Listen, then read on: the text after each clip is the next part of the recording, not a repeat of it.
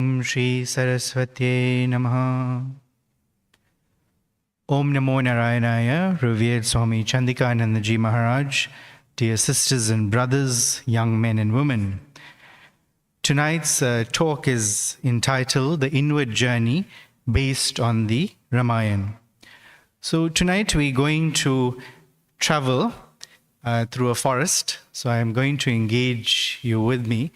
We're going to travel through this forest of life. And we're going to travel with Sri Ram, Mother Sita, and Lakshmanji. And we all know that the forest there's two parts to it, and bad parts. The bad parts is there are demons in the forest. Like our own life. Sometimes there are demons all around us, both at work and the family. Sometimes people behave like demons even. So like that, we are faced with these demons on a daily basis in our life. Yet, there's also some goodness in the forest. There's some solitude moments in the forest, quiet moments in the forest. So we're going to travel through this forest tonight in the limited time we have, based on the Ramayana. We're also going to, while we are traveling, when you travel, if you travel through India or any hike, for example, you need a tour guide.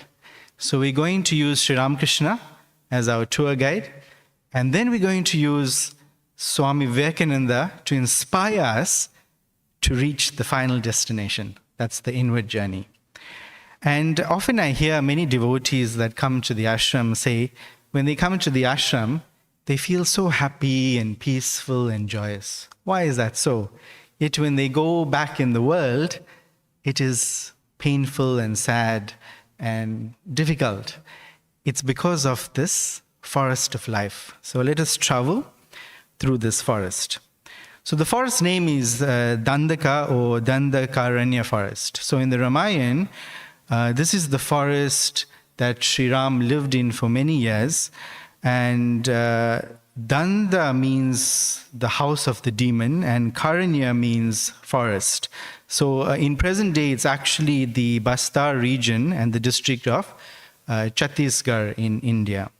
So we're going to travel into this forest. Let us go straight into the forest. And we're going to go into the Aranyakand, which is such a beautiful part in the Ramayana and Ramcharitmanas. So this is the scene where Lakshmanji is sitting with Sri Ram, like how many of us come to satsang and we come to scriptural classes with the revered Maharaj, and we sit with the Lord, we sit with the Guru, and the student is asking the teacher a question. So Lakshmanji is asking Sri Ram, this is from the Sri Ramcharitmanas in Lakshmanji's own words. Instruct me, my Lord, how I may be able to adore the dust of your lotus feet to the exclusion of everything else. Discourse me on spiritual wisdom and dispassion, as well as on Maya, illusion, and also speak to me about bhakti and devotion, and shower me with your grace. Explain to me, O Lord, the difference between God and the Jivatman, the individual soul, so that I may have devotion at your feet, and my sorrow, infatuation, and delusion may disappear. Sri Ram then replies, I will explain everything in a nutshell. Listen, dear brother, with your mind, intellect, and reason fully absorbed. The feeling of I and mine, you and yours, is all Maya, illusion, which holds sway over all created beings. Whatever is perceived by the senses, and that which lies within the reach of the will to be Maya. And here of its divisions, there are two divisions, knowledge and ignorance. That alone is to be called a jiva, or individual soul, which knows not Maya, no God, nor one's own self. Dispassion results from the practice of virtue, while spiritual wisdom comes of the practice of yoga, concentration of the mind, and wisdom is the bestower of liberation. So declares the Vedas.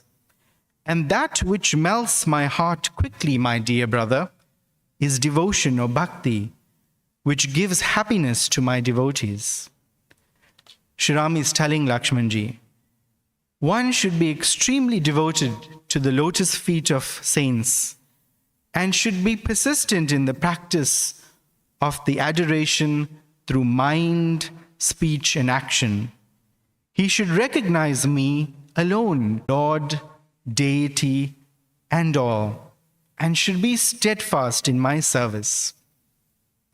So we have heard Sri Ram giving this beautiful advice to Lakshmanji in the Aranyakand. But how can we interpret it in the present day? So the avatar of the age, Ramakrishna, gives a very, very simple explanation to how we should live in this world. What is the difference between knowledge and ignorance? Sri Ramakrishna says in the Gospel of Sri Ramakrishna, get to the other side of both knowledge. Ignorance is the consciousness of many, that is the knowledge of diversity without knowing the unity, without knowing the one God. The conviction that God is in all objects, that there is unity in variety, is called knowledge of oneness. Knowing the Lord intimately is realization. Sri Ramakrishna now gives us a very good forest example. So those of you that go hiking will know that this happens. Suppose your foot is pricked with a thorn. Well, you want a second thorn to take it out. When the first thorn is taken out, you throw away both. So in order to get rid of the thorn of ignorance, you bring in the thorn of knowledge. Then you throw away both ignorance and knowledge with the view to getting complete realization of the Absolute. Lakshman once said to his divine brother Rama, O Rama, is it not strange that the God-knowing man like Vasishtha Deva should have wept for the loss of his sons? Thereupon Sri Ram replied, Brother, bear in mind that whoever possesses relative knowledge of God must at the same time have relative ignorance also. Knowledge and ignorance are co-relatives. One who feels the existence of light has also awareness of the existence of darkness. The Absolute is beyond knowledge and ignorance, beyond sin and virtue, good works and bad works. What remains is absolute consciousness. Sri Ramakrishna says, but how can I make this more clearer to you? Suppose someone asks you, what is the taste of clarified butter, which is ghee? What is the taste of ghee? Is it possible to tell someone the taste of ghee? The utmost one may say in reply to such a question is, the taste of butter is precisely the taste of butter. So butter is butter. A girl who was unmarried once asked her friend, your husband is coming. Do tell me what sort of joy you feel whenever you meet him. Thereupon, the married girl said, my dear, you will know everything when you get a husband of your own. It is true, however, that when the devotee has realized God, he wishes to witness his sport or leela. Sri Ramakrishna tells a little story. When Sri Ramachandra entered the city of the Rakshasas or demons after the destruction of Ravan, the old Nikasha, the mother of Ravan, began to run away. Lakshmanji said, at the loss of her sons, and yet she is afraid of losing her life and is running away. Sri Ram bade her to have no fear and called her near him and told her, why are you fleeing? The demon Kasha replied, O Rama, it is because I have lived so long that I have witnessed so much of your sport. I therefore desire to live longer so that I may see more of your sport. We now will go to the Valmiki Ramayana, the Aranyakan. The Valmiki Ramayana is filled with such beautiful descriptions. And this is a conversation between Sri Lakshmanji and Sri Ram, where we see another side of Sri Ram. And this is very applicable to us, sometimes both in our careers, in our family, in society, in life. We are faced with so many problems. And Sri Ram, like us, was going through something in the Aranyakand. And this is the episode when Mother Sita was kidnapped by Ravana. And this is the actual dialogue from the Valmiki Ramayana. And you will see the conversation between Lakshmanji and Sri Ram. Having comforted a while, Sri Ram, who was tormented with grief and was wailing like one without a protector, was seized with a great sorrow and was sick at heart. Lakshmanji spoke these words to Sri Ram. Take heart, O flower of men. What living beings do calamities not visit? They impinge on a man like fire and recede in an instant. The impact of suffering is but natural with human beings.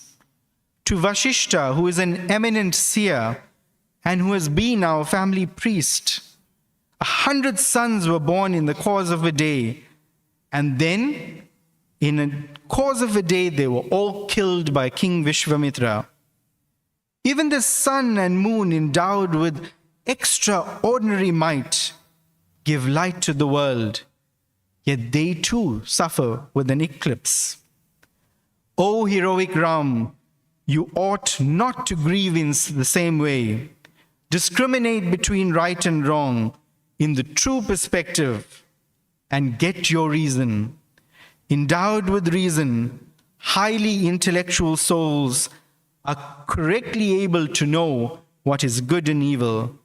Awaken your wisdom, which has been dulled with grief. Bear in mind your divinity and your human prowess. So these are very encouraging words by Lakshmanji to Sri Ram. And we all know the present day volcanic message of Swami Vivekananda will now come and give us good guidance. Swamiji says the following words regarding the inner journey. This is taken from the biography of his Eastern and Western disciples. Once in the course of Swamiji's life, he was going through the forest and India on foot, and he became very dizzy with exhaustion and could walk no further. The sun was intolerably hot. Summoning his strength, he reached a tree nearby and sat down beneath the branches. A sense of unutterable fatigue came over his limbs. Then, as a great light shines suddenly in the darkness, the thought came to him, is it not true that within the soul resides all the power? His senses recovered themselves, and he rose and journeyed on, determined that he would never yield to weakness. Many times he was in such a state, but he asserted his higher nature again and again, and strength came to him. Swamiji in his California lectures makes mention of this. In his own words, Swamiji says, many times I have been in the jaws of death, starving, footsore and weary. For days and days I had no food, and often could walk no further. I would sink down under a tree, and life would seem ebbing away. I could not speak. No fear, nor death. I never hunger, nor thirst. I am it. I am it. I am the soul, Tattvamasi. The whole of nature cannot crush me. It is my servant. Assert thy strength, thou Lord of lords and God of gods. Regain thy lost empire. Arise and walk and stop not. And I would rise up, reinvigorated. And here I am, today, living. Thus, whenever darkness comes, assert thy reality, and everything must vanish. For after all, it is all a dream. Mountain high through difficulties appear. Terrible and gloomy though things may seem, they are all Maya. Fear not. Banish it. Crush it, and it vanishes. Stamp upon it, and it'll die. To conclude, sisters and brothers, we will end with Swami Vivekananda's Gnana Yoga lectures, and he himself gave a lecture called The Journey to Freedom. In Swamiji's own words, we find that with all this in the midst of sorrow and suffering, in this world where life and death are synonymous, even here there is a still small voice that is ringing through all ages, through every country and in every heart. This, my Maya, is divine, made up of qualities and very difficult to cross. Yet those who come to the Lord cross the river of life. Swamiji says, "Come unto me, ye all that labor and are heavenly laden, and I will give you rest." This is the voice that is leading us forward. Man has heard it and is hearing it throughout the ages. This voice comes to men and women when everything is lost and hope has fled, when man's dependence on his own strength has been crushed down, and everything seems to be melting away through his fingers, and life is a hopeless ruin. Then hear your inner voice. This is called religion. This inner voice tells us that we are free. I am free, I am free, and I am a soul. The scene in your life will shift.